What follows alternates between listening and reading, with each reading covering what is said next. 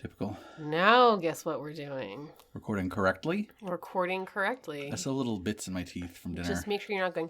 I'm going to make a couple after No, to get out. we're actually testing the sound, so make sound that you're going to make, which isn't that. It's probably going to be a little bit. All right, so are you ready? To start the actual episode? Yes. Yes. Okay. Aside from the aforementioned little bits in my teeth. So we're not starting the episode. No, we are. This is it. There's not aforementioned. There's no aforementioned. That was not part of the episode. That was the sound test. There is no aforementioned. I use sound test footage.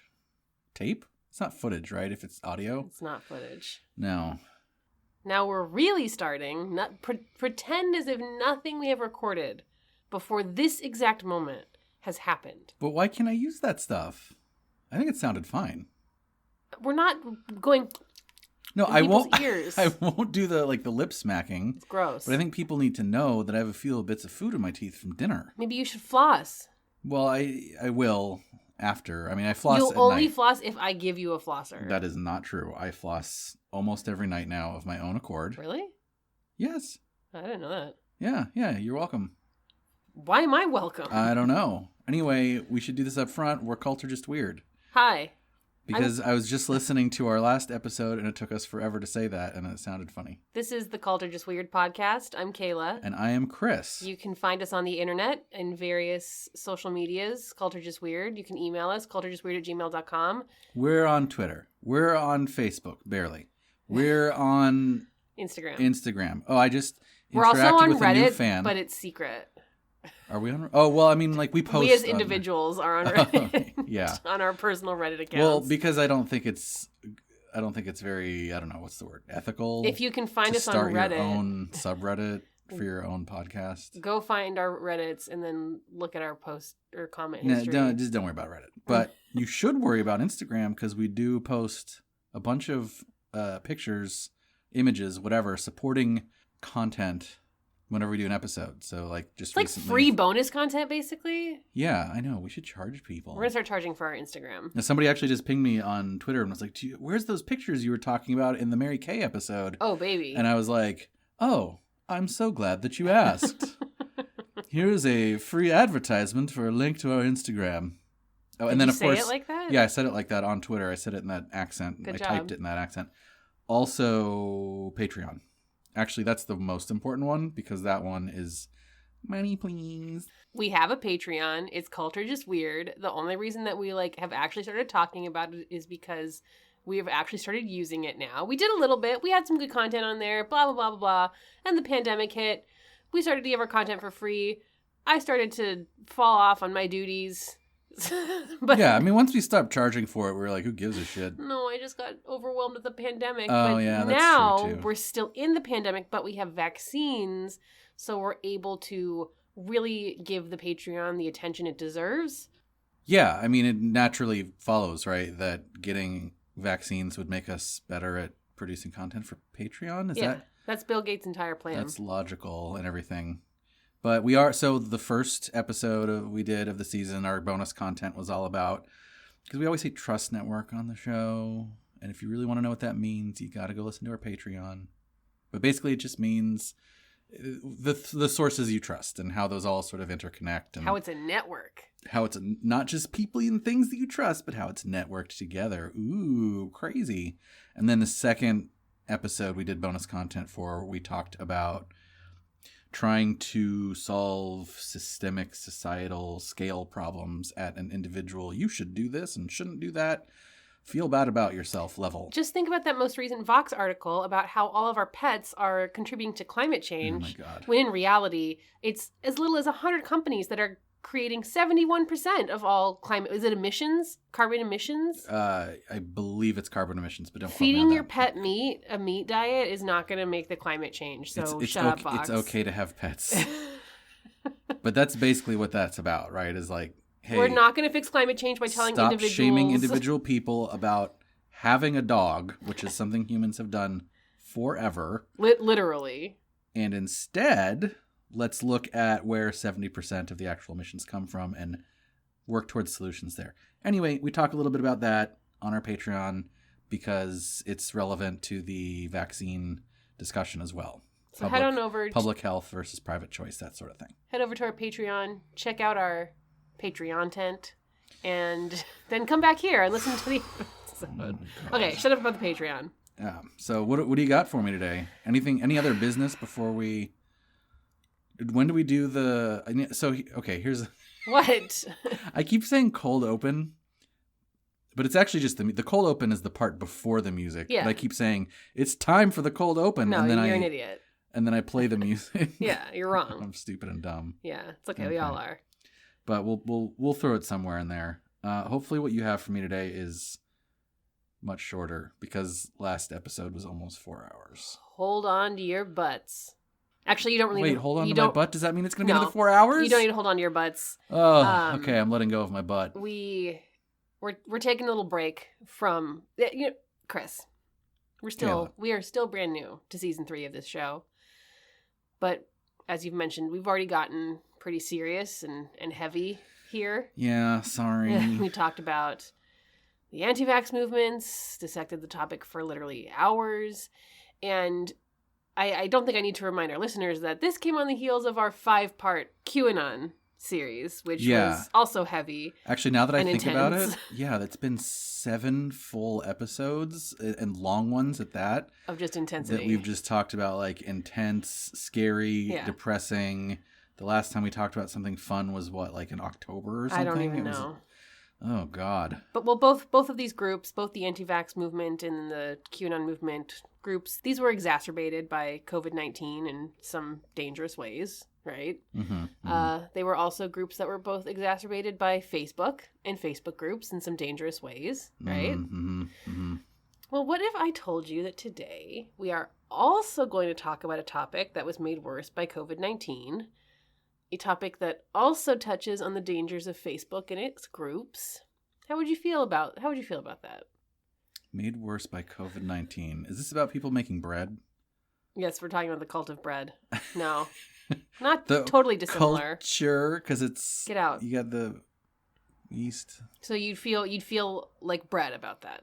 Yeah, I'd feel like bread. You feel like bread. Soft and warm. Let me give you one last bit of context before we dive in. Unlike the last few topics we've discussed on this show, which were made worse by COVID and Facebook, this one is largely harmless and, dare I say, even fun. Dare I say. Thank you. Even fun. I don't know. I wouldn't dare say that. Nothing. I mean, what is fun? I guess we're about to find out. So I came upon this topic because apparently earlier this year, a question was trending on the internet, on TikTok specifically, and it's a question we here at the podcast obviously love. What's something that's not a cult, but seems like a cult? Oh yeah, I feel like I remember really that great trending. Question. Yeah. Such a rich question. Yeah, it's generated running 3 years now of our episode content. There's just so many ways it can go, and the way that this one is going was set off by an article written about one particular answer to this question. Let me read you the headline, and then we'll start at the beginning. From Michelle Santiago Cortez at Refinery 29, The Accidental Sex Couch, Tearing Facebook Mom Groups Apart. Wait, what?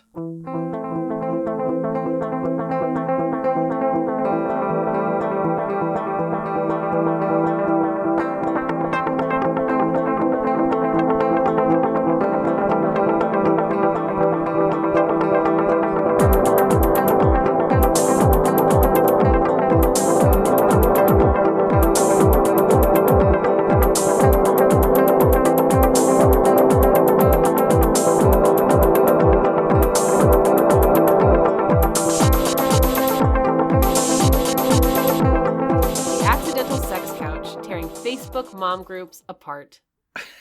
What is an accidental sex couch, you might ask? Where exactly is the cult not a cult aspect, you might ask? Don't worry. We will get to that. But for now, let's just take a few steps back and start with this question. Christopher. Yes. Have you ever heard of the Nugget? Wait, hold on. What about the accidental sex couch? We'll get to that. Is our couch accidentally sex, or is it regular? I think not, because I feel like a couch from IKEA is definitely has the intent of sex being done upon it. Okay, so it's an intentional sex couch. It's, All right, yeah. everything's super clear now. And then as far as nuggets, the only nuggets I'm really familiar with are gold nuggets, which I think were a thing in the gold rush, and chicken nuggets. What about butt nugget? Butt nugget was a popular a popular insult to hurl at my friends when I was like 9. None of these nuggets are the nugget that we are talking about today. Okay. This is the nugget TM. Actually, I don't know if it's TM. I'm assuming it's TM'd. It's got to be TM'd. So for the purpose of this episode, we will be discussing the nugget that is the children's couch, which is described on the Nugget's website as, quote, part furniture, part toy, and all around the best thing to happen at playtime since, well, ever. Wait, what's the nugget? It's the couch. It's a children's couch. Oh, that's the name of the couch? The nugget is the children's couch. Okay. The nugget with a capital N. Nugget. BuzzFeed described the piece of furniture as, quote, foam blocks covered in microsuede fabric that together form a couch, but separately can be used for fort building, jumping, or general toddler mayhem. So picture 2 triangular foam blocks, pillows, sitting atop a thin rectangular foam block cushion, sitting atop a thick rectangular foam block base that makes a low-to-the-ground modular couch. You know, why don't you go ahead and I would invite you to Google the Nugget and just see a picture of it so you can see what it looks like for yourself. All right, I'm going to take a look at this here. Again, we will obviously put this on our Instagram. Okay, so now I have several pictures here now. Is this... Oh, okay. I see. That's not exactly what I was picturing. Let me see it. It's like two sandwiches next to each other, and then some triangle cushions sitting on top. Yeah. Okay. Don't Google any more pictures because I don't want you to get spoiled. Okay. The Nugget couch comes in multiple colors like koala, submarine, blackbeard, Atlantis, redwood, and sweet pea. No, none of those are colors. Get right the fuck out. They're colors for children. Ugh. The website where you can buy them, or not, we'll get to that, features a collection of photos with children and their families using the couches as intended for nap time or lounging, or configuring the modular couches in an endless number of ways to accommodate a child's imagination during playtime. So with the Nugget, you can build a fort, you can build a pirate ship, you can just build a random pile to jump on. Get one? That sounds awesome. I was actually going to say that about the picture that I found here, is that it does look like, yeah, you can like take these individual chunks of it apart and move them around, and it looks like a lot of fun. Yeah, it looks like a lot of fun. Get me one. Like if you're a little kid with a big imagination, this is a fun toy that doubles as a comfy piece of furniture. Yes, please. I will tell you. The end. This is awesome. The end. I will tell you why I'm not going to buy one for you. It costs $229. Holy! I mean, like moly. that's not that much money for a little couch, but still, I'm like $229. Like that's a lot of dollars. 200 for like a couch. That makes sense, but. For a toy? For what I just saw on this image on Google, like it's some cushions. It's cool, but it's just some cushions. And with that price point, we are talking about a product for children that's generally really only accessible to middle and upper class families. And it kind of has an aesthetic that goes along with that, whatever that might mean to you. It's like, it's not necessarily it's not in Gwyneth Paltrow's household, but it's certainly in like Instagram influencer households. You know what I mean? Mm-hmm. Mm-hmm. Yeah, I kind of like Chip and Joanna Gaines definitely have one. Well, I don't know who those people are. But... They are the greatest. They had a home improvement television series where he was like the builder and she was the like interior designer, and now they have an entire television network. They're the ones that they repurposed their like home building show. Where the first version of it was they just built the homes, and then they did a second version of it where they didn't shoot any new footage. Instead, they used all the same footage and just reconfigured it to be about the design. They're amazing. Wait, so they made 2 TV shows out of the same footage? Yes. Badass. Yes. From a producer standpoint, anyway. Yes. At this point, you might still have a lot of questions. Yeah. Yeah. Why are we talking about a children's couch on a cult podcast? Yeah. Where's the cult aspect? Yeah. Do I not have anything better to talk about? Well, is this episode just an ad? Are they giving? If they gave us a free couch, a free nugget, cool. Or a free set of cushions or whatever. Let's keep going. As I took on the research for this episode, I started coming across headlines that made me realize, okay, yes, this is actually definitely something we can talk about on this show. The headlines were things like, quote, "Why are moms freaking out over this $400 toddler couch?" Quote, "The Nugget is wildly difficult to buy. What's the hype?" Quote, "Nugget couches are the hit of the pandemic." Quote, What is the Nugget couch? The cult favorite and controversial sensation taking over TikTok. And, of course, the accidental sex couch tearing Facebook mom groups apart. Yeah, that's the headline that I'm most... It's my favorite. It is my favorite. Intrigued by. These are just a tiny selection of headlines related to this piece of children's furniture. So why the hell are there dozens and dozens of articles being written about this couch for kids? I feel like I'm asking a lot of questions and answering none of them, but I'm going to continue. Yeah, thanks a lot, Kayla. I am wondering these same things. I want you to tell me the answers. Why is this couch such a big deal? Why does everyone want one? What does it have to do with sex? I find myself asking these questions about something so seemingly mundane, and then I know, okay, this is a proper topic for the show. First, let's get a little background on the Nugget, what it is, and why it became such a big deal. The Nugget Couch Company, which I think is called Nugget Comfort, but I think I just refer to it as Nugget throughout this. But Nugget Inc. The Nugget Company was founded by 3 University of North Carolina Chapel Hill students, Hannah Fussell, Ryan Coco, and David Barron, who's the now CEO. He was like the original guy behind it. Barron, as a college student in 2012, felt he could improve upon the futon after witnessing so many futons tossed in the trash at his college campus. Futons are popular at college, though. That's... Because they're so cheap. I look at beds and I'm like, I'll just get a futon. Why do I need a bed? Yeah. Futon. Oh, yeah. Yeah. Why do I need a couch? Futon. I mean, when I was in college, I was like, why do I even need an apartment? I could just live at this... I could just stick a futon in this public storage unit and bada bing, bada boom. Bada bang. So Barron experimented on a prototype for a year after college on his, futon, better than futon. Futon Plus. Futon he Plus. Plus one it. And thus the first Nugget was born, which he, of course, sold to other local college students. Barron then roped his friend Coco in to help run the company. They launched a Kickstarter in 2014 and raised $84,000 from 400 prospective buyers and began building the couches. So Barron and Coco would assemble foam and fabric shipped in from elsewhere across the globe and package and then ship out the orders to customers, just the two of them. They were actually making these things too? I think I get into more later, but like the actual foam pieces were made in one place, the fabric was made in one place, then it was all sent to them at their warehouse in North Carolina, and they assembled them. And just these two folks were just... Assembled them and then shipped them out themselves. Yeah, so they were fulfilling those orders themselves. Wow. After, of course, utilizing the labor of folks elsewhere in the globe. Right. And then shipping the orders. But the Nugget didn't finally become what it is today until Coco's girlfriend, Hannah Fussell, joined the team. Fussell was a public school teacher and thought maybe her students would enjoy one of these couches. And she taught elementary school students. And so she brought one to the classroom. Okay. And they fucking loved it. Yeah, of course. Because of course. It's cool looking. It's modular. It has things like Blackbeard colors, apparently. Is a color. You can make a fort out of it. Of course you're going to love it. And it's probably comfy. That's true. It does have all the things. It's got comfy. It's got modular. Yeah.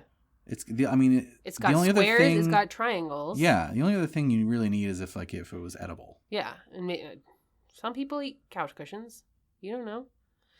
So Fussell kind of went, okay, no, this is not a futon for college students. This is a play couch for kids. Let's go. That's smart. See, sometimes it's like you pivot like that and like all of a sudden something takes off. It's very intelligent. That's what happened. So like her input, it's her seeing how her students reacted and her coming to Coco and Bear with this input made them all realize, yeah, this is perfect for children's playrooms, not college dorm rooms. Let's go.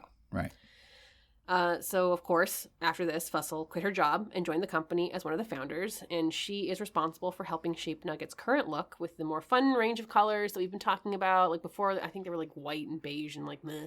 Yeah, who cares? Yeah, like I want koala. I want like Sonora. No, kids don't care about Sonora. They want Stardust and that's Blackbeard. Right. Fair. I'm thinking of like white people my age.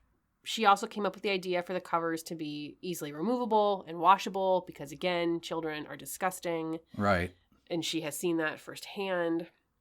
Fussell was also the one who thrust the Nugget into the lifestyle sphere, the exact sphere that it occupies today. See, as we mentioned earlier, the Nugget is kind of synonymous with upper middle class, online mommy blogger, same color shirt wearing and family photo style familyness. Like, that's the Nugget. That really paints a picture.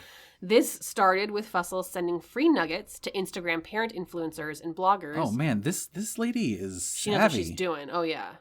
And so she sent out these nuggets, and then of course these influencers featured the product on their sites and their pages. Yeah. Like a lot of people who use the nugget will go like, oh yeah, I first saw it on like, mommy blog XYZ. Mm-hmm. And I'm not using, I know sometimes mommy blog can be used in like a derogatory term. I'm not using that in a derogatory term. Like that's an aspect of the internet. And from there, things just kind of went crazy for the company. Again, this is a small, several-person operation. Like we said, obviously they weren't weaving the fabric and, building the foam themselves, but they were assembling. Yes. Like, that's not nothing. No, it's not. When it came to assembly and filling orders, this was all still handled by Baron. And when the Nugget began to take off in the mommy blogosphere, the orders just came rolling in. So in order to ship, nuggets are compressed so that they can be sent out in regular-sized boxes. If you've ever bought a mattress online, you know what I'm talking about. Are we finally getting Casper to sponsor our podcast? Because I wish. So we don't have a Casper mattress. We have a different online mattress. We have it's called like Titan or something. I think isn't so. It? Titan or Fig. Giant. I don't know. It's a good mattress. This is why we don't get sponsors. Did it? I forget. It came rolled up. Yeah, it came compressed and rolled up. The last few mattresses the last mattress we had before satisfying. this real mattress. So this is a real mattress. The mattress we had before that, we got on Amazon for like $150. Good for us, man. And it came compressed and rolled up, and it was terrible. But yeah, it was cheap. You get what you pay for. So if you, like us, have ever bought a mattress online, you know that companies will air compress a mattress down so it can roll up and fit in a box that can then be sent easily through the mail or the UPS or whatever. Mm-hmm. Turns out those air compressing machines are very expensive. So rigged up a DIY machine that only he knew how to operate. I think it involved like DIY air compressor? Yes, it used like cinder blocks and stuff. Like it sounded... What? And only he knew the key. It was all him. Where do you even begin for something like that? I don't know. But that meant that the number of orders they could fill and the speed at which they could do so relied solely on this one person who literally slept in the warehouse filling as many orders as he could. That's what you call a bottleneck. That I don't know why you said it in that voice. Because that's the bottleneck voice. I would argue that this setup largely played into the eventual cult following of the product. I'm still not getting that bit. So far, you're just describing like a fun success story from the pandemic. The company could only output so many nuggets per quarter or per year because literally only one person was doing the output. There was a demand that the supply could just not meet. So by the natural constraints of the human body, the nugget became an exclusive item. So kind of like that is awesome. Yes. So it's like think about when companies only release a certain number of something.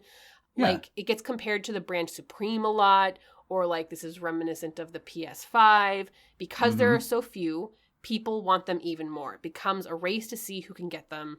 And right. The scarcity itself suddenly becomes valuable to people, which only feedbacks. It's like a loopy spiral. Yeah. When was this happening? What time frame here? So he came up with the idea in 2012. The Kickstarter was in 2014. And I think where we're talking about right now is like 2017-ish. Oh, so this is pre-pandemic. Kind of. Kind of. So far the story you've been telling me has been pre-pandemic. Yes. Okay. So the nugget naturally becomes a status symbol that you have to have if you're a parent, but it's impossible to get. A lot of places create this kind of demand artificially, like we've said. But the way the Nugget founders tell the story, the crazed demand was au naturel. Okay. Even as the company continued to grow, demand would be greater than what they could fill. So even as they tried to like keep up with it, they couldn't keep up with how much people wanted their fucking nuggets. Eventually they like hired more staff, they got a bigger facility, and so now we're talking... Did he make another compressor or... I'm assuming that they got another compressor at some point. I did not read about that. More staff. I'm assuming they bought one. By the time COVID rolled around in March 2020, they were finally just finishing up filling the back orders they'd had from before Christmas 2019. Wow, that's months of back orders. And then the pandemic hit and all hell broke loose. Quote, during the shutdown during the spring, I checked the website every day for it to be in stock. When they did the drop, I was on time and my cart glitched out and I totally cried. Quote, the stress of trying to buy a Nugget play couch for my kids to endure more months of quarantine was really not an ideal way to start this day. I tried all the ugly colors first and still didn't get one. Quote, I've had this in my calendar for months, signed on and was ready to go on by noon and blame Melissa for sharing this with the whole group. Ha ha. All of the colors sold out before I could even get one. Wow, all sold out in 10 minutes. I was ready to go right when they stocked and I couldn't get one. So disappointing. Sold out and I got on right at noon. Crazy. It took me 3 restocks to finally get ours. It's insane. Me too. I'm bummed. These quotes are all from a BuzzFeed article written by Katie Natopoulos titled, How the Nugget Couch Became Supreme Drops for Moms. When COVID hit, the already high demand for the Nugget went insane. So yes, those were all quotes from people trying to get the fucking Nugget couch during the pandemic and freaking out when they couldn't. Awesome. Nugget couch. Yeah, well, you got to have a Nugget couch because the influencers have them. Katie Natopoulos explains it like this. Quote, the pandemic hit with a double whammy. The startup had to shut down its facility for 2 months from late March through May. At the same time, families with kids cooped up in the house were desperate to find something that could occupy their kids other than screen time. Across parenting Facebook groups, Instagram, and Pinterest, the same advice came up. Get a Nugget. But by then, it was impossible. Over the summer, people would sign up to get an email alert for when the item was back in stock. On a day when it was restocked, there were 200,000 visitors to the website, oh my God, vying for only available couches. Oh my God. So are these things like Beanie Babies now? Are they worth just thousands and thousands and thousands of dollars in the secondary market? We will get to that. Okay. We will get to that. But okay. Yeah, obviously there's a resale market. Like, come on. I don't know if these will go quite the way with a Beanie Baby where they'll like be worth nothing and then all of a sudden they'll be worth something, because it's like a Beanie Baby you can keep, like a Beanie Baby is a collector's item. These are meant to be used. Like Beanie Babies weren't even that fun to play with. I had a shit ton of Beanie Babies as a kid, and they just, you know what I did with them? They sat in my shoe rack. I had a shoe rack hung over the door. Do you still have Beanie Babies? Because let's just sell them and stop doing this stupid podcast. I've literally said to you 6 times, the next time we go to my mom's house, we have to find the Beanie Babies. They're in a bin in the garage. They could be all moldy and rat-eaten now, so like let's pray that they're not. Well, if they're worth enough though, then let's sell them so that we can get ourselves a Nugget. Yeah. And I also have Pokemon cards. We can also sell those. Oh, that's a whole nother thing. So you can see how this was kind of a perfect storm for the cult following of the Nugget couch. Mm-hmm. Suddenly, millions of kids stuck at home with nothing to do. Millions of parents are trying to do their best to provide their kids with something to do besides staring at a screen. Parenting blogs and Facebook groups have already been praising the Nugget as the thing to get in order to be a good parent.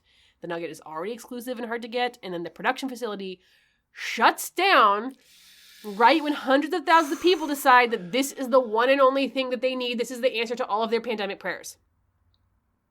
As mentioned, the Nugget then began selling in drops, which I'm like, I don't know if I've ever heard the term drop related to like something for kids. Or like furniture. Yeah.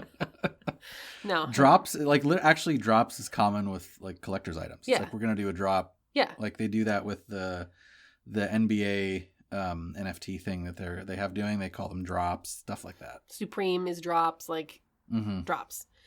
So for someone listening who may not know what a drop is, on a given day, Nuggets would suddenly become available for purchase on the website. So the Nugget would be like, we're going to do a drop, and then Nuggets are available and you have to buy them. It's kind of like selling concert tickets. It's literally my next line is think of it kind of like concert tickets or other finite items. I'm sure lots of other listeners have had the experience of sitting and staring at Ticketmaster, knowing that the tickets for a specific show you want to go to will be made available at 12 noon on the dot. We all know that feeling of frantically clicking, knowing you're competing against hundreds of thousands of other hopefuls. Your browser moves all slow. You're triggered. Sweating. You're stressed. Like you probably get locked out at some point. You have to like try again. Maybe you're successful. Maybe you're not. And your friends are texting you. Did you get in? Oh yeah, you have like a whole there's a whole ring going with your friends. Like everybody's just trying to get as many tickets as they can. And the process all happens in the span of like 1 minute. Yeah, because by then they're gone. Yeah. Now imagine that instead of buying concert tickets, you're buying a play couch for your children. And again, I looked at the pictures. It's okay. I mean, I want one. It's cool. But it's definitely cool.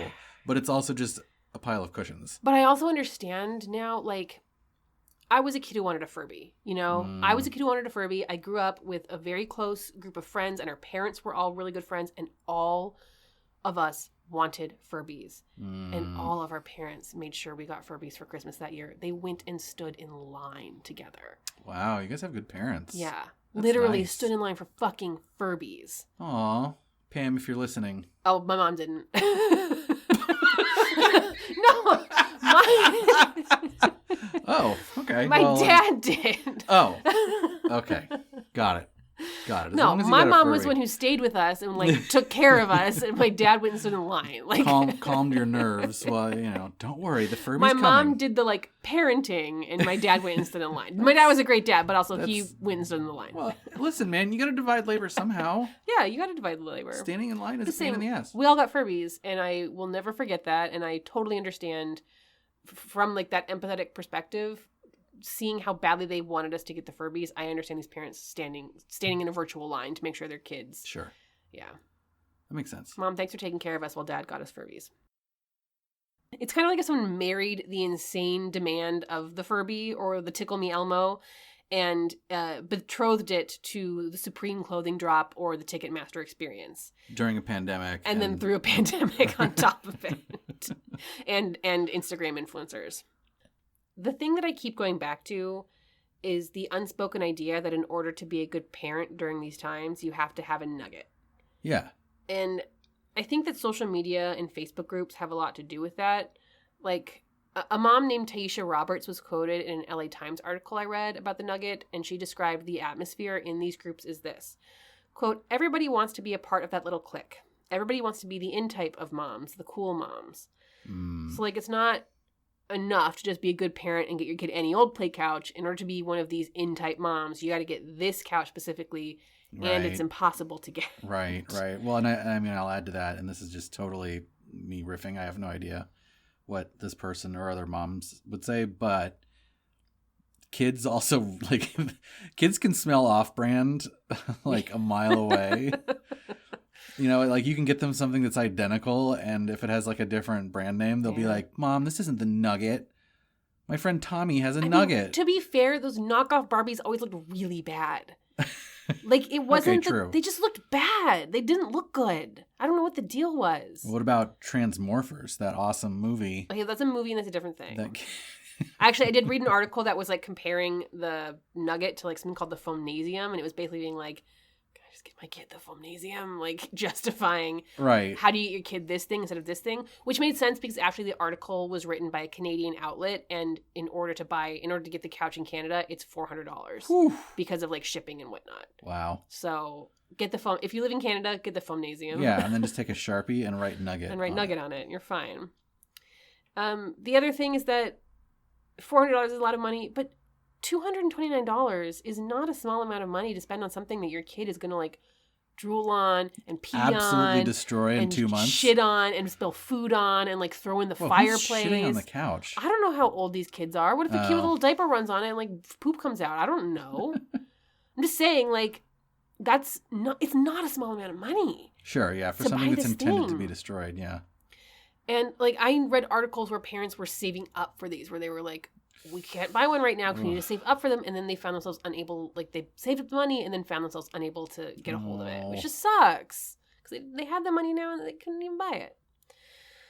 These kinds of stories and this kind of demand then led Nugget to begin holding lotteries in addition to the regular drops. Oh, yeah. Dubbed the Nug Lotto. The Nug Lotto? The really? first Nug Lotto was instituted after a drop of 40,000 nuggets had 100,000 prospective buyers logging on and competing to purchase. From my research, this first lottery was held from October 23rd to December 11th, 2020, and the company randomly drew 5,000 to 10,000 names per week, with the idea being that they would deliver those 60,000 nuggets by Christmas. The lotto was devised in order to help address the scarcity issue, but possibly only resulted in further whipping up the frenzy. Yeah. In the week of that lotto alone, 100,000 people entered, and then like the number doubled, probably tripled. You know what I mean? Like people were becoming obsessed. I even read stories about people who didn't just replace all of their kids' furniture with nuggets, but replaced all of their furniture with nuggets. Wait, what? Yes. Hold up. People Why? got obsessed with these. And you can like I thought you could like barely even get one. How are people replacing all their furniture? Spending all their time trying to get nuggets, buying it on the secondary market. Nugget. I saw like this one picture, I'll put it on the Instagram for sure, where like don't know, there's like 3 kids sitting in this like 3-tier fort that they've built out of like 6 nuggets. Like people went insane. Okay. And are currently going insane. Hold on. So it's not just that it's like hard for like one mom to get one nugget. It's that there's also people out there that are just like hoarding nuggets. That are just buying as many nuggets as they can get. Apparently. Yeah. Okay. But it's not just other Pinterest parents contributing to the scarcity problem. Just like in the ticket analogy we talked about earlier, resellers have taken note of the frenzy around Nugget and have decided to try for their piece of the pie. So yes, there is a secondary market. We're going to talk about that now. The only other way to buy a Nugget after drops have sold out on the site is to turn to secondary sales. Facebook Marketplace obviously being one of the biggest. Okay. While resale prices generally... Do you want to take a guess at what the resale price is? Like, in boy. general, it's actually not that crazy. Okay. Well, I was going to say 1,000, but then you said not that crazy. So, you said... No, you're right. It's like 500 to 1,000. Oh, okay. Yeah. My next guess was going to be like... I was going to say like 500 because you said there was about a 2-to-1 ratio of people that want them to actually... are supplied. Yeah, it's the retail prices will range from 500 to 1,000 on any given day. Those costs can obviously get much higher. In that same LA Times article I mentioned, it was noted that just a single couch cover was up for resale at one point for $1,000 because you can buy separate covers, and so somebody went on to eBay or whatever and was just trying to sell a cover for $1,000. Why didn't Nugget Company Inc. just start charging more? I don't know. I think because... It's not part of their business philosophy. We'll get to that. Okay. If $1,000 feels like a gouge, how about $10,000 for a couch? What? Because that's a real... Was it made of like real Corinthian leather? It was not. It may have been... So there have been several colors that are like no longer produced. And so those colors fetch an even higher price on the secondary market.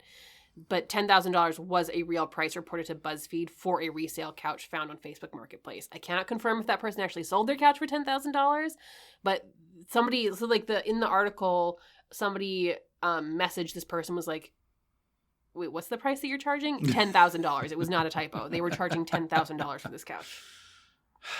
Well, I hope that somebody was happy with their purchase and somebody was happy with the money they got. Me too. So yeah. The craze over the Nugget couch is real. I feel like at this point, we probably understand why. Let me just really break it down.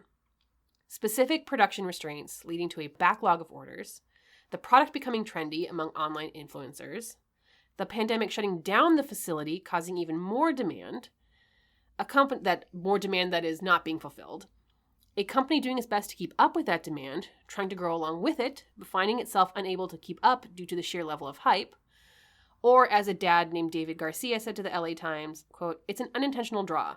When you tell people that they can't have something, it makes them want it more, like little kids." Yeah. Yep. Is it for the kids or is it for the kids? We're all kids. Doesn't matter. Exactly. Some of us are big kids, some of us are little kids.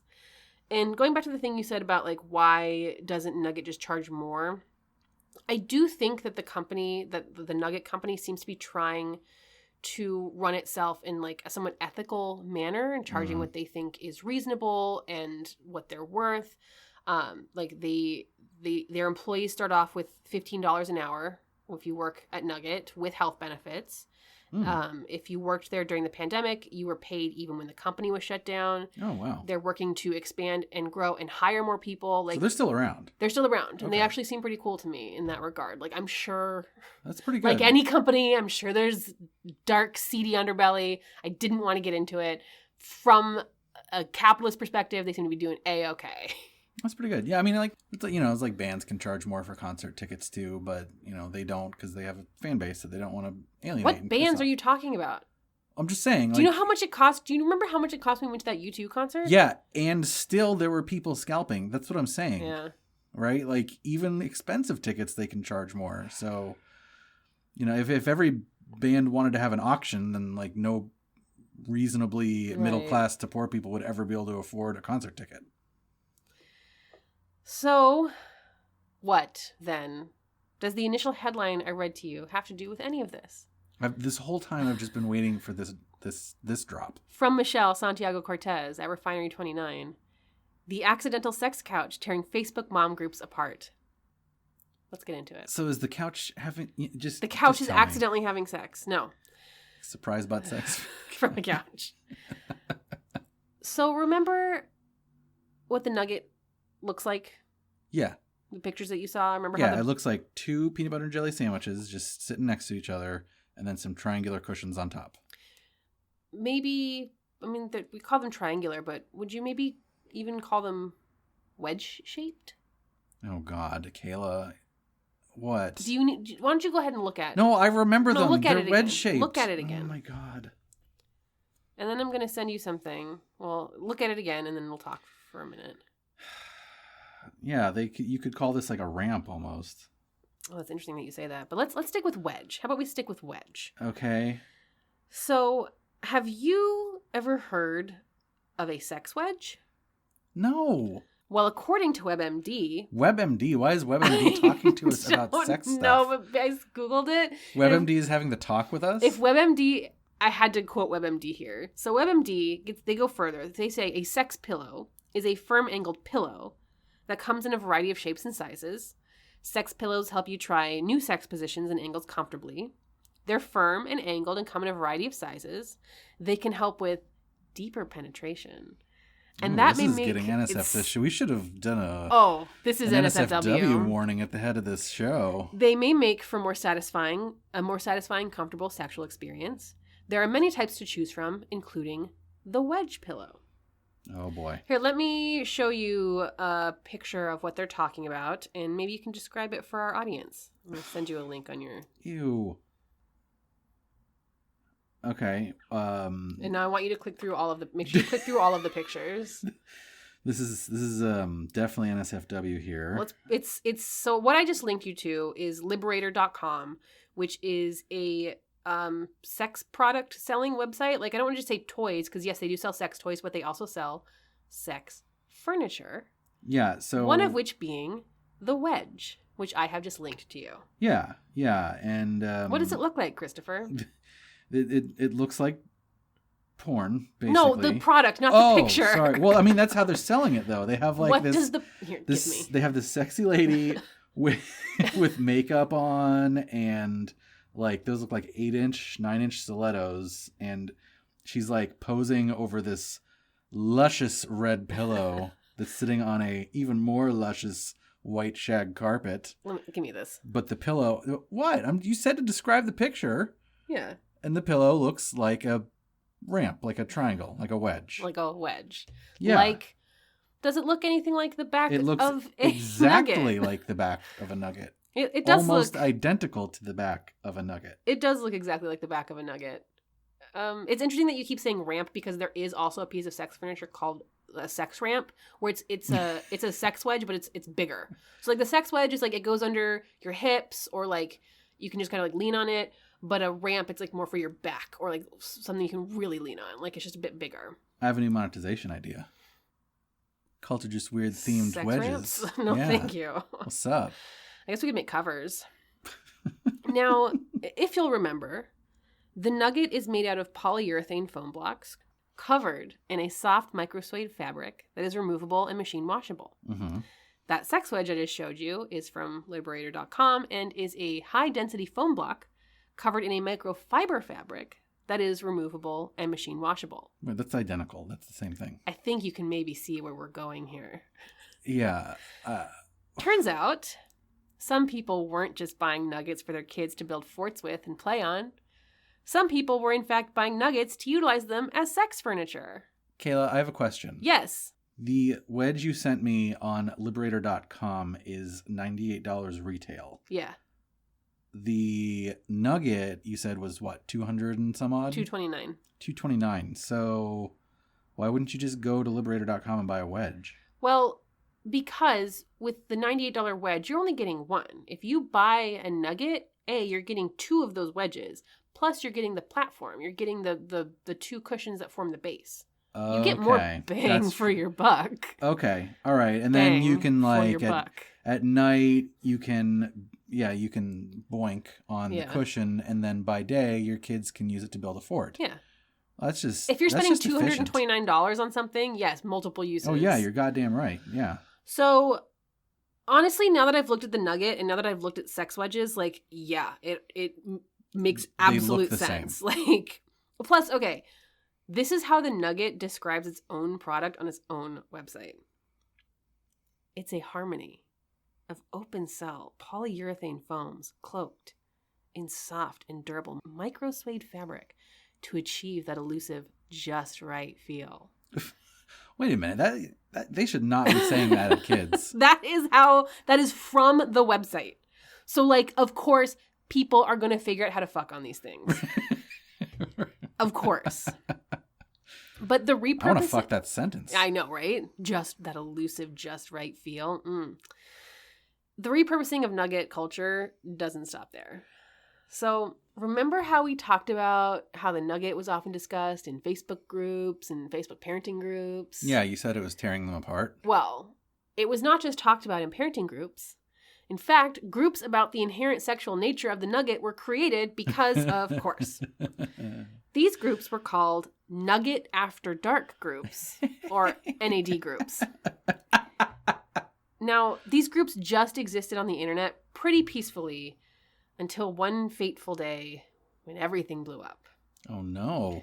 As reported in that Refinery 29 article, and we mentioned at the top of the show, the question, what's something that's not a cult but seems like a cult, had gone viral on the internet, particularly on TikTok. TikTok user at Pushing a Stroller in Heels answered this question with, the Nugget. She went on to explain in her video basically everything we've talked about so far, but then took it one step further and outed the concept of Nugget After Dark groups, which she described as, quote, the upper echelon of Nugget groups. It's like Nexium, where it's like there's like the lower levels, but then as you like graduate into higher levels and get more hardcore, all of a sudden it becomes about sex. Except everyone is consenting here. Quote, the thing is, you photograph your husband sitting on top of the box when it gets delivered. The less clothes, the better. Literally, someone just posted their husband ass naked on top of the box. She went on to explain that these groups were a place where parents, quote, just talk about banging all over their children's furniture. Oh my God. This was not something that most TikTok viewers were familiar with. And honestly, okay, at first blush, yes, it does sound pretty scandalous. Like, it's hard to take the idea of children's furniture and throw sex in the mix without it coming off, like, as kind of gross or skeevy. Like, sorry, no judgment, but I can see how people might jump to certain conclusions. Sure. But also, as NAD groups explained, many parents would just buy separate nuggets just for their own playtime, so no harm, no foul to their Playtime. kids. Yeah, playtime. But now, of course, fully scandalized, TikTok erupted. The Nugget and the claims about Nugget sex groups took over, trending on everyone's For You page, so it became like super viral on TikTok. And it inspired more parents and bystanders to discuss the existence of NAD groups. And these groups... Can we please start calling them NAD groups, please? NAD groups. Many of these groups housed thousands and thousands of members, like thousands. Of course. And now these groups were exposed to millions of TikTokers. I'm honestly depressed that I missed this kerfuffle, and I wish that I had been there in the thick of it. Like, how did we not see this happening? It sounds hella fun. Like, oh my God. But unfortunately, like everything else on the internet, the hella fun part only lasted a short while. Oh, it flew too close to the sun. Its wax wings melted. As more and more women began to come clean about the existence of Nugget After Dark groups, certain other people on the internet decided that this was unacceptable. Basically, some moms in the NAD groups began to dox other moms who shared the existence of said groups. Some cyber harassing went on. Whoa, hold on. I need to follow this. So, okay, so you have women in the NAD groups who are like, yay, let's use the nuggets for sex. Yes. Then you have women in other groups that are saying, boo, you shouldn't use that. No, you have women and you have people, you have parents in these Nugget After Dark groups having sex on their nuggets. Then then on TikTok, other moms in the groups, not in the groups, whatever, other moms who know about these groups talked about these groups on TikTok. Okay, so they're just saying, hey, did you know this existed? Yes, okay. and bringing to light to millions of people who did not know these groups existed that these groups existed. Got it. And then some of the people in the groups got upset at this, got upset that the group's being talked about, and began to like dox and cyber harass the people that's talking fucked up, about man. it. Okay, I was surprised that this like the sex positive people were the ones doing the doxing and harassing. It's just some, and also like there are.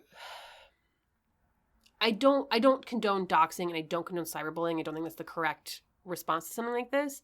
But also, there are certain unspoken rules about a lot of different Facebook groups where it's like, you don't talk about Fight Club kind of thing. Like, you don't share this outside of the, like, this is a safe place kind of thing. And I think that Nugget After Dark was like, this is a safe place to talk about this. Okay, so they were doxing some of their own members who were breaking some of their own rules? I think Is so. that kind of what was going I on? don't know. I wasn't there. And I'm really bummed about it. People were mad. People were mad about the sex couch. The Facebook groups the mom Facebook groups were being torn apart. That's true. The accidental sex couch tearing Facebook mom groups apart. Right, that's what true. happened. We're being torn apart. Okay, I just want to make sure I understood the mechanics of being torn apart. Like, exactly which group was bending which other group over what pillow. Yeah, over the wedge. One of the exposers on TikTok, who goes by @TheBigWeirdMom on TikTok, has a series called Mom Group Dumpster Fires where she talked that about... sounds delicious. It does. She talked about the Nugget After Dark groups, but like other TikTok exposers, she said that she respected the NAD group's privacy rules, the rules that we just talked about. Okay. So NAD groups, they generally have as one of their rules, it's like, don't screenshot and share outside of this group. Like, if you're... Do not share these nads. If you're in the group, you can't, for groups like this, you have to like join and then be accepted. You don't just get to like automatically join. Right, it's a private group. So if you're in the private group, it's assumed that if you're in this group, you will abide by the rules, and one of the rules is don't share screenshots outside of the group. So, don't do that, but is just talking about it outside of the confines of the group breaking one of the rules? I don't really know. Yeah. I'm not sure. But unfortunately, just by mentioning the existence of these Nugget sex groups, she and others made themselves targets of doxers. And obviously not all people in the Nugget After Dark groups were doing this. Just unfortunately, a number of people were doing this. Right. And just for the small percentage of our audience that may not know, doxing is when you find somebody's real life personal identifiable information and share it online. So like, don't do it. This person's real name is so-and-so and they live at this address and Here's this is their phone number. Yeah. It's a potent form of cyberbullying. It gets more complicated. The Nugget does? This whole It's kerfuffle. not just a simple Nugget? No. So it wasn't just about Facebook moms doxing TikTokers. Once these groups got such a weird sentence. I know. Once these groups got exposed, outsiders began descending on the Nugget After Dark groups, quote, in droves in order to shame the parents in those groups for utilizing the Nugget during sex. Boo. So a bunch of people see this thing on TikTok and they freak out and they're like, I'm going to go find this Nugget After Dark group, but I'm going to go shame these people for having sex with each other on their kids' furniture. And like... How dare you have sex? Children have nothing to do with sex. Nothing. I get why using the Nugget for sex might leave an icky taste in some people's mouths, but like, come on. Just let's let them do it. Consenting it's a adults can fuck on couch cushions, and that doesn't make it inappropriate. It doesn't make them child molesters. Like, shame on the shamers is what I say. Everybody has sex on the couch, and kids sit on the couch. Like, this already happens. Ew, there's like parents that have sex in their kids' beds. Like, ew, that's gross. I'm gonna go shame them. Go shame those. Shame on the shamers. And honestly, it's all a real shame. Because after these shamers descended, most Nugget After Dark groups went entirely secret, meaning outsiders can't find them. You can only like be invited or already be in it. You went from nads to nids. Nads to nada. Nuggets in the dark. Some of them also just fully shut down. And that, honestly, it makes me really sad. That is sad. Because, like, Facebook groups, while Facebook is a piece of shit, Facebook groups are an important place for some people to connect with others. And, like, especially parents. Like, that was the hardest, when I got off Facebook, that was the hardest thing to leave behind was my Facebook groups. Because I genuinely have I have great communities on Facebook. It was hard to leave. And sometimes I do go back and I look, but... Yeah, it was like you were really bummed when the QAnon communities got shut down on Facebook that you were a part of. Yeah. Harsh. I'm sorry. Brutal. I forgot about all these those poor moms. Like, I know. where are they going to share all of their anti-vax memes if they don't have their Facebook groups? I mean, they have the anti-vax Facebook group. Oh, right. That's true. So while there's a lot of bullshit that goes along with the parenting Facebook groups, like the competitiveness, the pursuit of an aesthetic, the clicks, Facebook groups have also been in place for parents to help each other feel less pressure to conform.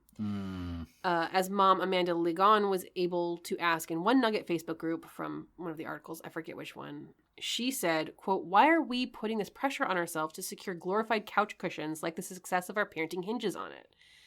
And look, if some parents found a way to connect with each other and others in a way that was empowering to their sex lives and outside of their kids' identity, more power to them. So it bums me out that the doxing and the shaming had to become a part of this. And I'm especially sad because I tried to join a Nugget After Dark group on my, because this full confession, I deactivated my main Facebook account, but I have a separate Facebook account specifically for groups that I need to be in, like cult groups that I cannot let pass me by. I only go on there if I need to see a group. I joined one. It's just a parody. Makes me really sad. Oh no, it wasn't a real one? I can't find a real one. Nope. Listen, parents, the success of your parenting doesn't hinge on this couch cushion. What does hinge on this couch cushion is like your hips. So what you do is you kind of hinge your hips in a certain way. And then when the penetration happens... I like how you've seen a couple pictures and you think you're an expert at the sex wedge. You said hinge and that made me think. Hinge you. So I wanted to do this topic because after talking about some of the heavy topics we've discussed in the past few episodes, it felt important to do something a little light and show how any community, especially one online and in social media groups, can become toxic and or implode. Yeah. Doxing and shaming. It sounds like they mostly avoided the toxicity aside from like that explosion at the end of the doxing and shaming. Yeah. And it's just things like doxing and shaming and social media itself, like those things can foment toxicity. Right. So I love learning about the Nugget. I love that this small company became the next Furby craze and that people had something to occupy them through the pandemic, either their pursuit of the Nugget or playing with the Nugget once they actually, procured it. I love that people made weird sex groups about their nuggets and that like TikTokers got obsessed with it. And I will forever be sad that it imploded this way, especially like, come on, this is a time where we need to cut each other and ourselves just a lot of slack. Yeah. Especially in these parenting groups where it's like, no one's going to be perfect. Come on. So like, let's just take a lesson from this little Nugget story. And if you don't want your communities imploding, like step away from the toxic tools like doxing and shaming and just buy a sex wedge instead. The Nugget After Dark groups, we love our nads. It's like, don't cut them off. Before we finish, what does the Nugget Company think about all of this? Yeah. While, of course, they're not happy about the pandemic, they're pleased they've been able to help families get through it and grow themselves as a company while doing so. Sure. And what about Nugget After Dark in particular? Yeah, that's the part Well, Refinery29 reached out to Nugget to ask just that. And unfortunately, a company spokesperson declined to comment on it. But, quote... Cowards. I know.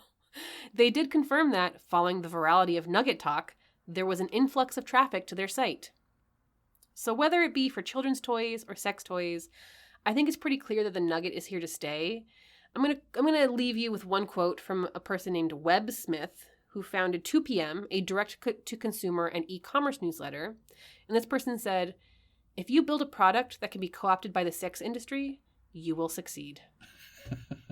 I feel like that's something Hashtag truth. They should teach that in business school.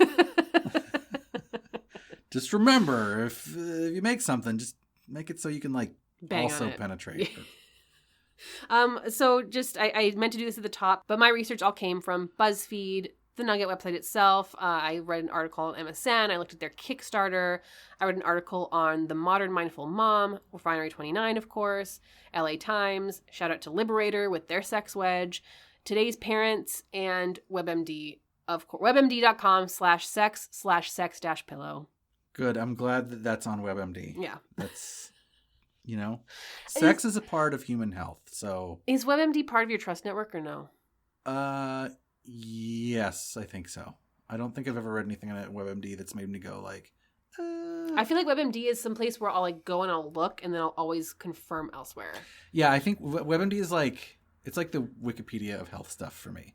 It's like I trust Wikipedia more for some reason. Really? Yeah, I don't know why. I think probably because WebMD, WebMD has like condones like diet bullshit. Well, yeah. So but that's not particular to WebMD. That's right. the medical establishment in general. And then also, I'll say for Wikipedia, I think I agree. And the reason is that I know the mechanics of how Wikipedia truth is vetted and verified. Right. I don't really know the mechanics of that for WebMD. Yeah. That's more obfuscated for WebMD, so I'm like, I don't know where this is coming from. However, I think it serves a similar function for me as like, right. It's one of the first things I'll read when I search something, and then it's like jumping off from there. All I know is I tried to edit a Wikipedia article. I think I did it 2 or 3 times, and it would always like to be an asshole. Well, which article? I don't remember. It might have been like, I don't even know if I want to say it. It was like, oh God, what did you do? What did you do? It was, I want to say Ted Cruz, but it wasn't Ted Cruz, but it was like a Ted Cruz like. Some guy did something politically that was like horribly odious. And I like went onto the Wikipedia page. I can't remember who it was. And I changed it to like, instead of Ted Cruz is an American politician, I changed it to like Ted Cruz is a big fat shit face or something like that. Well, but you're just making that more accurate for Ted. It was trying. And but it wasn't Ted Cruz because it was somebody much lesser known, because I was surprised at how quickly it was caught and changed back. Because it was somebody much lesser known. Oh, yeah. Like a local politician. Yeah, and it was changed back so quickly. Yeah, I have friends who've like tried to like more good faith than that edit things. And they say that the response is swift. I have another friend who was trying to like help build his boss's brand back in the day. Right. And he was like, I'm going to make a Wikipedia page for this guy, like a little Wikipedia bio. Right. And he was like beset by a bunch of people basically being like, who is this guy? Why does he deserve an article here? Why is this newsworthy? Right. What's going on? This shouldn't be an article, which it shouldn't have been, right? Right. Like that was actually like, the friend was like, oh yeah, well that didn't work out. Right. But he was also like, but it probably shouldn't have. So that's actually good. Yeah. So anyway. I trust Wikipedia. Except, you know what? You know the brand Hunt's? Yeah, like ketchup? Hunt's ketchup. For a long time, this was like probably a decade ago, but for a long time, some jokester, some trickster out there edited, please don't ask me why I know this, edited the page about Hunt's pudding flavors and made a bunch of jokey flavors on there that weren't real, like leprechaun piss. And there was a whole bunch of fake Hunt's. I imagine that tastes minty. I think so. There was a whole bunch of fake Hunt's pudding flavors, and they were on there for way too long. They're fixed now. Wait, but that's but it wasn't fixed for a very long time. Now it's fixed, actually. But that's a shame, really. Anyway. Luckily for us, the Hunt's Snack Pack pudding flavors Wikipedia page has been fixed. Yeah. Bummer. And it has been fully rounded out with an about section, an in popular culture section. It's much better than it was 10 years ago. So they don't have a leprechaun piss flavor? No. Oh, okay. No. All right. Shall we determine whether this is a cult or just a weird? Yeah. What do you think? Charismatic leader. Is that the guy? What was his name? The CEO? Barron. David Barron. No, I'm going to say low. Because he doesn't Even though he's like living in the warehouse and building it himself. Yeah, but he's not out there pushing the I mean, I guess. So is it Hannah Fussell? Yeah, maybe Hannah Fussell is because she was the marketing genius behind everything. And she has lots of quotes out there. Like she does a lot of Oh. I'm just saying maybe she's the charismatic leader here. Okay. She's also like honestly, I should show you some pictures. So there's like pictures of the 3 of them and they're all so adorable. Like they're just 3 cute. They're just so cute. Like cute little 20-somethings. They're just like cute. I love them. Oh, and then you make cute little kid stuff that you can fuck on. Yeah. Oh. Okay. I'm going to give that one like a medium then. Okay. Like it's not completely absent, but it's not it's not like a Teal Swan or a, super charismatic leader. Okay, next is expected harm. Wait, did you flip the paper around? Yeah. I did this. I totally missed it. Yeah, I bent it over this pillow over here. Stop it! Oh my god. Okay, so expected harm. I think depends on You might get doxxed. The size and what? I'm going to throw you out of this room right now. Okay, fine. Doxing is bad. Doxing is bad. Shaming is bad. It doesn't feel like generally, though, if you're a member of this cult. What about all these parents that are like, I can't get a thing for my kid. I'm a terrible parent. Emotional pain. But is that from the Nugget, or is that from like the requirement that capitalism has that we all feel bad about ourselves until we buy things? Okay, but all cults have like a capitalistic element. Of that? Okay, fine. So I'll I say guess that's a total lie. A little bit of harm. Not all cults have a capitalistic element, but I think a lot of them do. Well, in our capitalist society, yes, but I'm sure capitalism is a cult. Oh God! All right, I shouldn't have said the C word. All right, small expected harm. There's some maybe. But I also didn't look up, like, I don't know, can you get smothered if you build a fort incorrectly? Look, Nugget people aren't like telling other people to not get vaccinated, which kills people. The expected harm is low. Yeah, it's low. If it's even present at all. Anti-factuality. No. What about the fact that it's one thing, but then it gets used for something else, and but it's all. Secret. But there's whole groups that acknowledge that it can be used for that. Okay, so that's quite low. What about the anti-factuality of that you're not a good parent unless you have this couch? Because that is is an untruth. That's true. Yeah, untruth. Or that's untrue. It's true that that's untrue. Here's low. The only it's one low that as hell. Yeah, this one it scores pretty high on percentage of life consumed. Oh, obviously, high. This is the thing I think that makes it make the list.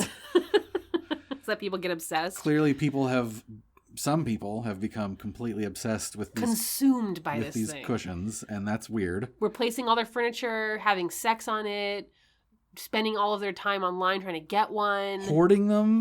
Why do you need 10 of these things? What is going on with these? Why would you replace all of your furniture? Because we're in a pandemic, and what else is your kid going to do? You nut jobs. I actually, this is something that I didn't say in this, but I do think this is like the opposite of expected benefit. I think it is absolutely fantastic that parents are figuring out ways for their children to be entertained that don't have to do with a screen. And I'm not anti-screen, but I just... Plus one that, yeah. There's...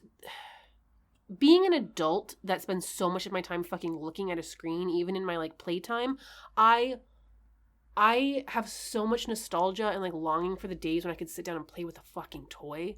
Yeah. And just like be entertained by something physical in this world that I was just interacting with for hours and hours. And so I think that the Nugget in that way... Like a Nintendo. I think the Nugget in that way is such a like beautiful gift for children stuck at home right now, if it really can be this like... That did strike imagination playtime thing. When you said that. Yeah, that did strike me as like, oh, that's cool. Like, good for these parents for like... It's basically a big cardboard box. Yeah, but you can fuck on it. Yeah. Okay, the next one is niche. Is it niche within society? I don't know. I don't think so. I think it's gotten... Now it's huge. I mean, now that it's on our program, it's... Well, I mean, they're saying like 200,000 people at a time are trying to buy this fucking couch. 200,000 people still could be niche if those are the only 200,000 people. I don't think it's the only 200,000 people. I had never heard of this thing. If I hadn't heard of it, that means that it's niche because I am the barometer. Me. I don't know if it is niche because it's like... If the articles that I'm reading are comparing it to Furby and Tickle Me Elmo and Supreme. Oh, snap. Okay, yeah. Those things aren't niche. Yeah, Furby and Tickle Me Elmo definitely were mainstream AF. Yeah. Can we say it's a little niche? Like sure. Just a skosh. Just because you want to otherize parents. Sure. A skosh niche. Yeah, exactly. You're doing the shaming. The next criteria, the final of our original criteria is ritual. I can make an argument for being high, but I don't think my argument holds much water. Well, what's your argument? Because my arguments were going to be, actually, I think that the whole drops thing is fairly, like the ritual of ordering your concert tickets. Yeah, that's the ritual to me. That's pretty ritualistic. And then Ritualistic? Pretty ritualistic. Also, we don't know what kind of crazy sex rituals people are performing with these pillows. That's true. They definitely were summoning demons. And you don't have to summon demons to have it be a sex ritual. Somebody needs to reshoot the Rosemary's Baby scene, but include a nugget wedge pillows. in it. Oh God, that is horrible. Oh my God, I'm gonna do it. Because that scene is horrible. That scene's really bad. You are horrible. If you haven't seen Rosemary's Baby, check out Does the Dog Die before you do. Trigger warning, but also it's a great film. Is it? Is it? It's also, it's Roman Polanski can fuck off and die, film. and like we don't ever need him fair. again. Yeah, that's fair. I don't remember if the movie was good. I think it was good in the way that some movies are good, like after, like I don't know if like watching it was good, Right. but I think that like once you've seen it, like having that as a cultural touchstone. Yeah, or exactly. That's just what it read the feels book. Like. Then you don't. But then you don't have to interact with Roman Polanski art Gross. and like get all in that. You can just read the book. Oh, that's true. And the book, I remember not liking the book until after. Until having it as like a cultural reference, really. Right. I was just kind of like, okay, I get it. Yeah. And then I finished reading it and I was like, oh shit. Yeah. That's how people feel about our show. Yeah. All right. And now we have 2 new criteria. We're just making the show longer. That we dropped last episode. We dropped? It was a drop. It was a criteria drop. Very exclusive. And those 2 new criteria are, one is chain of victims. Okay. Was there a chain of victims here? Think of it as recruiting. Like, right. Was one member recruiting another member and encouraged to proselytize to the next, such that you lose a distinction between who is the victim and who is the victimizer? I did lose who is the victim and who is the victimizer in the whole like TikTok Facebook group kerfuffle because it was like these people were doxing these people, but these people were shaming these people, and these people were talking about things they shouldn't have been talking about. That these seems people were, like it just felt. That feels more just it was just genuinely confusing and complicated rather than like you lose track of it because there's this chain of recruiting. No, I don't think there is a chain. Okay, of low or victims. 0. Yeah. Okay, and then the final one, the second new criteria is dogmatic. Is it dogmatic? Right. Is it dogmatic? Hella dogma going on here, man. I think that you gotta have the exact right sex couch, because if you have a different sex couch, not good enough. Your kids won't like it. The on-brand sex couch, because exactly. Yeah, I think when we get into things like these kinds of trends, where it's like these trends become like a sector of your identity, it gets really dogmatic. Yeah, I actually think that's surprisingly quite high for this one. But is it a cult or is it just weird? Well, we only said it was high for dogmatic and for life consumed. Right. The rest are what either about ritual? Some or low. Ritual, I don't think is like... Ritual's super high. Again, it depends on how people are having sex. People are having sex on these couches with, candles and... the devil and, playing Pink Floyd backwards or whatever, then high. But I think that's an individual choice, not so much inherent to the couch. So I'm going to say this is just a weird. In my opinion. I agree. A very sexy weird. Very sexy weird. And a very childish weird. Horrible. Disgusting. No. And how do you like the fact that this is probably going to clock in just over an hour? I love it. A nice little shorty. That's going to make it easy to edit. It's more of a nice little a reward for our audience for like getting through the super lengthy like past 7 episodes. Here's just a nice little palate cleanser for you. Here's a nice little refresher. Here's a nice little fun, light sex couch romp. And then we'll get into it, next episode. Kayla and I actually did have this discussion a couple times of like we've got to have the next few episodes be if not fun, at least short, and you delivered on both this time. I tried. I really appreciate that. And again, not for us, but actually for you guys, because 4 hours is a lot to slog through in a 2-week time frame. Yeah. So hopefully you enjoyed this one, and yeah, that's my only call to action. Remember, don't like, don't subscribe, don't do it, don't do anything else. Don't you dare. Don't go do any of that shit. Just listen to the podcast and enjoy it. Enjoy yourselves. On your sex couch. Enjoy yourselves, and if you need to use a wedge cushion to do so, then no shame in that. This is Kayla. And this is Chris. And this has been Cult. Or Just Weird.